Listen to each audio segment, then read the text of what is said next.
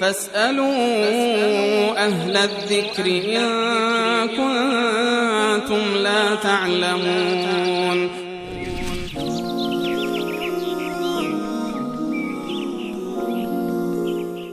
سوال دیگرشون این بود که در هنگام آشپزی اگر انسان اشتها کرد نسبت به اون چیزی که داره میپزه بدون اینکه بچشه یا بخوره، آیا نقص و خلل ایجاد میکنه در روزه؟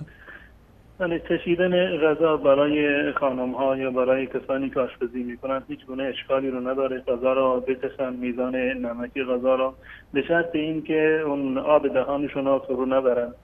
و موارد دیگر از این که اشتهای خوردن غذا دارند یا به تعبیر عامیانی که خانم‌ها یا آشپزان همیشه سیر میشوند از بوی غذا و شاید اشتهای به غذایی رو مثلا بعداً اون گونه که افراد دیگر داشتن این افراد نداشته باشند، اینها به هیچ عنوان تأثیری بر روزه ندارد.